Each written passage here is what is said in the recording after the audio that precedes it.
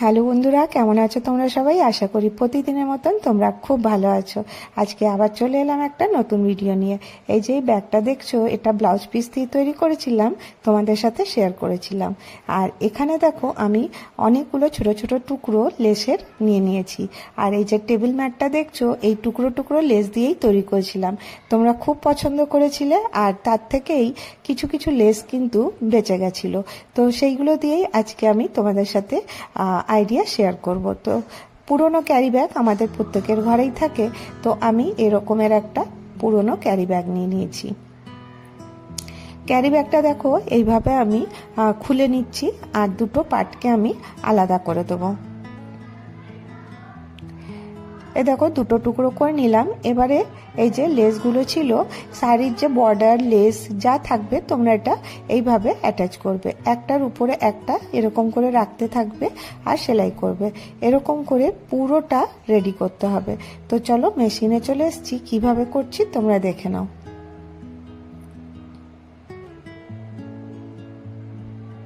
এইভাবে দেখো ছোট ছোট টুকরো লেস যেগুলো পরে থাকে, হয়তো সেগুলো কোনো কাজের না, শাড়ির বর্ডার থাকে, সেগুলোকে আমরা অযথা বলে ফেলে রাখি। সেগুলো দিয়েও কিন্তু আমরা সুন্দর সুন্দর জিনিস তৈরি করে নিতে পারি। তো প্রথমে দেখো এরকম করে দুটো পার্টেই আমি রেডি করে নিয়ে চলে এসেছি। এই দুটো এখানে আমি রেখে দিলাম। আর এখানে নিয়েছি একটা জিপের মধ্যে অলরেডি রানারটা লাগানোই আছে। আর আমি যতটা এর মেজারমেন্ট হচ্ছে ওর থেকে একটু কম আমি জিপটা নেব। তো প্রথমে চলো তোমাদেরকে দেখিয়ে দিই। জিপটা আরো সিকিউর করে রাখার জন্য এরকমের দুটো ছোট কাপড়ের টুকরো নিচ্ছি। এটার কোনো মেজারমেন্ট না, তোমরা দেখেই বুঝতে পারছো কিভাবে করছি। আর এভাবে আমি এটার উপরে রাখবো আর রেখে এখানে সেলাই করে দেবো। এতে কি হবে, তোমাদের যে জিপটা আছে ওটা কিন্তু খুব মজবুত হবে, ছিঁড়ে যাবে না। আর যে আমরা সেলাই করব তাতেও কিন্তু খুব সুবিধা হবে। তো এবারে যতটা দরকার ওখান থেকে আমি জিপটা কেটে নিলাম। এর অপর পাশটাও দেখো এইভাবে আমি সেলাই করে এটাকে আমি ফিক্স করে নেব। এবার দেখো সেলাই হয়ে গেছে। দেখো এখান থেকে এটাকে এরকম করে সোজা করে নিতে হবে। দেখো ফিনিশিংটা কতটা ভালো হয়ে যায়। আর এতে কি হবে তোমরা বুঝতেই পারছো, জিপটা আর খুলবেও না। আর তোমাদের এখানে যে আমি লেসটার উপরে জিপটা লাগাতেও কিন্তু খুব সুবিধা হবে।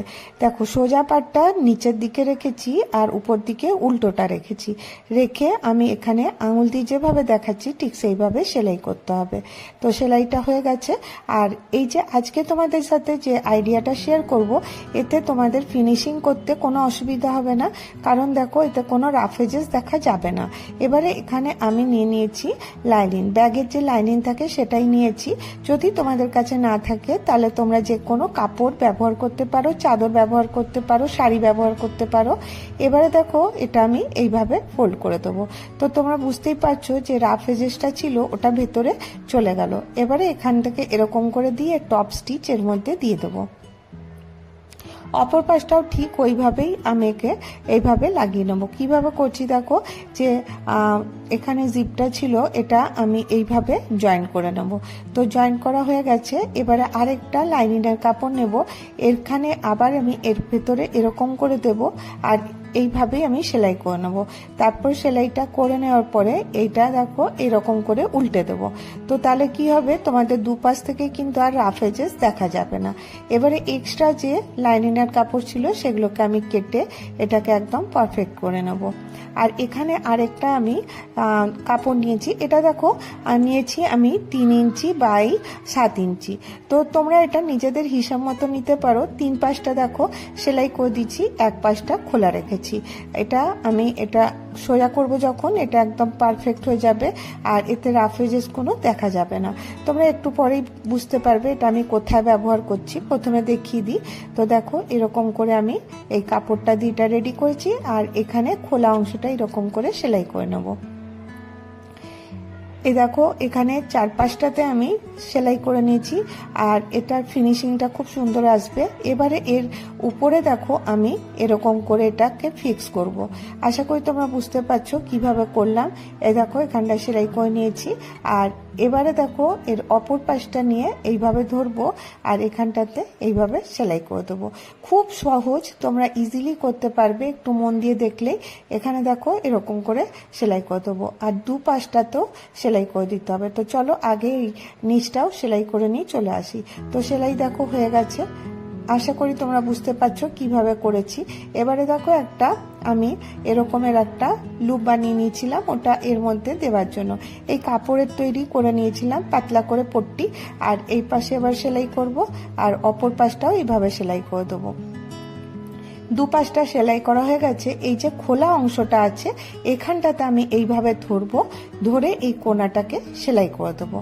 তো দেখো এরকম করে দুপাশটাতেই একটু একটু যে সেলাইটা খোলা আছে এই দুটোর মুখকে একসাথে ধরবো, ধরে সেলাইটা করে দেবো।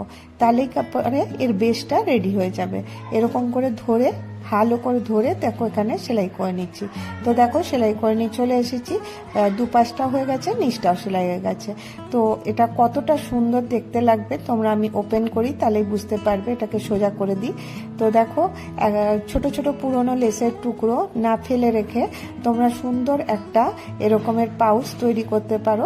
আর আমাদের প্রত্যেকেরই দেখবে অনেক পাউচ লাগে কোনো জিনিসকে সুন্দর করে অর্গানাইজ করে রাখার জন্য, আমরা কিন্তু এগুলো ব্যবহার করতে পারি। তো এটা দেখো একটা ফাইলের মতনও রাখতে পারো, এর মধ্যে যা তোমাদের দরকারি কাগজপত্র আছে সেগুলো রাখতে পারো, মাল্টিপারপাস ইউজের মধ্যে করতে পারো। তো দেখো তোমাদেরকে দেখিয়ে দিলাম ফিনিশিংটা কতটা ভালো এসছে, রাফ এজেস দেখা যাচ্ছে না। তো আশা করি এই ছোট্ট আইডিয়াটা তোমাদেরকে ভালো লেগে থাকবে। তো তোমরা যখন বানাবে আমাকে অবশ্যই কমেন্ট করো যে তোমাদেরকে কেমন লাগলো বানিয়ে। তো এবারে চলো আরেকটা এরকমের ক্যারি ব্যাগ নিয়েছি, এটা একটু ছোট সাইজের। এটা কিভাবে করছি এটা দেখে নাও। এটা এই পাশ থেকে ওপেন করে দিলাম আর এখানে আমি আর যে ছোট টুকরো টুকরো যে বর্ডারগুলো ছিল, শাড়ির বর্ডার, লেস যেগুলোই ছিল সেগুলোকে আমি এরকম করে লাগাবো। তো কিভাবে লাগাচ্ছি তোমরা বুঝতেই পারছো, একটার উপরে একটা এরকম করে দিয়ে পুরোটাকে আমি কমপ্লিট করে নেব। তো চলো এটা কিভাবে করছি তোমাদেরকে মেশিনেও দেখিয়ে দিই। আগেরটা যেভাবে করেছিলাম এটা একটু ইচ্ছাভাবে আসছে, কারণ এরকম করেই আমি করছি। তো দেখো যখনই এটা হয়ে যাবে এক্সট্রাটা আমি কেটে নেব। ছোট টুকরো টুকরো লেসগুলোকে ওয়েস্ট না করে এরকম করে তোমরা করতে পারো। তো চলো এভাবে দেখাও, আরেকটা লেস এরকম করে নেব আর এর আর যে রাফ এজটা আছে ওটা একটার উপরে একটা দিয়ে সেলাইটা করব, তাহলেতে ডবল সেলাই করারও দরকার পড়বে না আর একদম সুন্দর ফিনিশিংয়ের সাথে এটা রেডি হয়ে যাবে। তো দেখো অনেকটা লম্বা এটা তৈরি হয়েছে। এবারে এক্সট্রা যে কাপড়গুলো ছিল ওগুলোকে আমি কেটে দেবো। এইভাবে দেখো এক্সট্রাগুলোকে আমি কেটে দিচ্ছি আর এইভাবে কেটে নিলে এর ফিনিশিংটা দেখো কতটা সুন্দর আসবে, কারণ লেসগুলো টেরা বেঁকা ছিল। তো দেখো কাটার পরে অনেকটা ভালো লাগছে। এবারে আমি এর মেজারমেন্টেই একটা লাইনিংয়ের কাপড় নিয়ে নেব। তোমাদেরকে আগেও বললাম এটা কিন্তু ইজিলি মার্কেটে পাওয়া যায়, 40 টাকা করে মিটার নেয়, অনেকটা যেটা ব্যাগের ভেতরে থাকে ওই জিনিসটাই কিন্তু এটা। আর এবারে আমি এখানে নিচ্ছি জিপটা দেখো এখানে আমি এইভাবে রাখবো। আমি এখানেও চেষ্টা করব যাতে রাফ এজেস দেখা না যায়। তো কি করতে হবে দেখো এরকম করে যখন জিপটা আছে সোজা ভাগটা কিন্তু ভেতরের দিকে আছে, উল্টো ভাগটা উপরের দিকে, এইভাবে রাখবো আর সেলাইটা করে নেব। এইভাবে যখন সেলাই করে নেব আর এটাকে টার্ন করব তো তখন কিন্তু আর রাফ এজেসগুলো দেখা যাবে না। এবার দেখো এটা সেলাই করা হয়ে গেছে। এবার চলো এটাকে উল্টো করে নিই। এইভাবে ধরে এরকম করে এটাকে সোজা করে নিতে হবে। এতে এরকম করে ভালো করে এটাকে সেট করে নিতে হবে আর উপরটাতে টপ স্টিচ জিপের এখানটাতে দিয়ে দেবো। তাহলে কি হবে তোমাদের এই জিনিসটা সেলাইটা একদম সুন্দর করে বসে যাবে। এইভাবে দেখো সেলাইটা করে নেব আর অনেকটা বড় এটা হয়েছে আর তোমরা চাইলে এটা 4-5টা সেলাই করে নিতে পারো। তো আমি এটা সেট করে নিয়েছি আর সেলাই করে নিচ্ছি। তো প্রথমে ভাবলাম এটা দিয়ে পাউচি বানাবো, কিন্তু বললাম যে অনেকটা বড় হয়েছে দেখছি, তো এটা দিয়ে দুটো পাউচ কিন্তু তৈরি করাই যেতে পারে। তো কি করলাম আমি এর মাঝখান থেকে স্কেল দিয়ে লাইন টেনে নিলাম। তো তো কারণ অনেকটা বড় পাউচ হয়ে যেত, একটা তো বানালাম বড়, তো সেই জন্য এটার থেকে কিন্তু আমি দুটো পাউচ তৈরি করে দেখাবো। তো দেখো প্রথমে আমি এখানে জিপটাকে এরকম করে অলরেডি লাগিয়ে রেখেছি, অলরেডি এর মধ্যে রানার লাগানো আছে, কোনো অসুবিধা হবে না। আর এর 3 পাশটা আমি সেলাই করে নেবো। ওই একইভাবে প্রথমটা যেমনি জিপটা একটু কম পড়ে গেছিলো, এর মধ্যে জিপ শেষ হয়ে গেছিলো আর ছিল না, সেই জন্য এটার মধ্যে আমি কাপড় লাগিয়ে দিয়েছি। তো দেখো এরকম করে এই দুটোকে রেডি করে নেব, ঠিক একইভাবে সেইভাবেই দুটোকে একইভাবে করব। আর এখানে দেখো জিপটা এরকম করে খুলে একটুখানি সাইড করলাম, আর এক্সট্রা যতটা আছে সেটা আমি এখন এখান থেকে কেটে নেব। এইভাবে কেটে নিয়ে এবারে আমি এটা ঠিক মাঝ বরাবর একটা লাইন দিয়ে দেবো।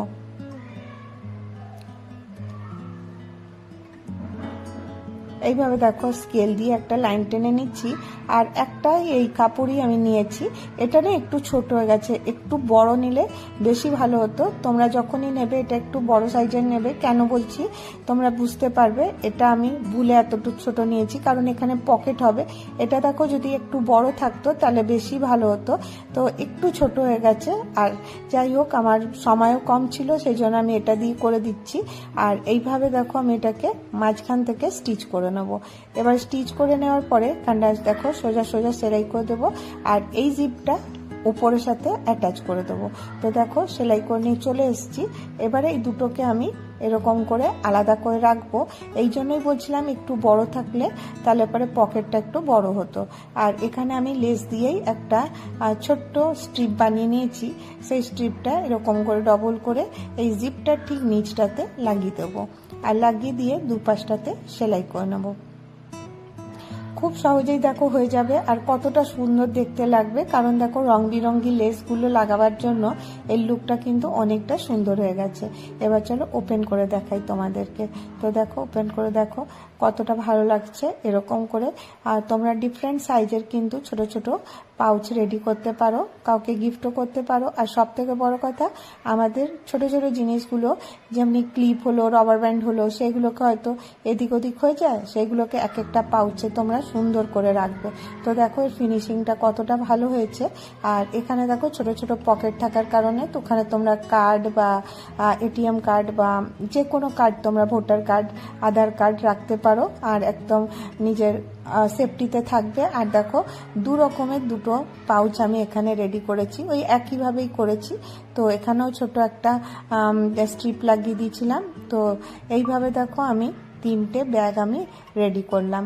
তো আইডিয়াটা যদি তোমাদেরকে ভালো লাগে তাহলে অবশ্যই একটা করে লাইক করো, আর যদি অনেক ভালো লাগে চ্যানেলটাকে সাবস্ক্রাইব করো। আমি সবসময় চেষ্টা করব তোমাদের জন্য নতুন কিছু ভিডিও নিয়ে আসার। তো আজকে ভিডিওটা কেমন লাগলো কমেন্ট করে অবশ্যই জানিও। তো দেখো আজকে এখানেই তোমাদের ভিডিও শেষ করছি, আবার দেখা হবে নেক্সট ভিডিওতে। বাবা।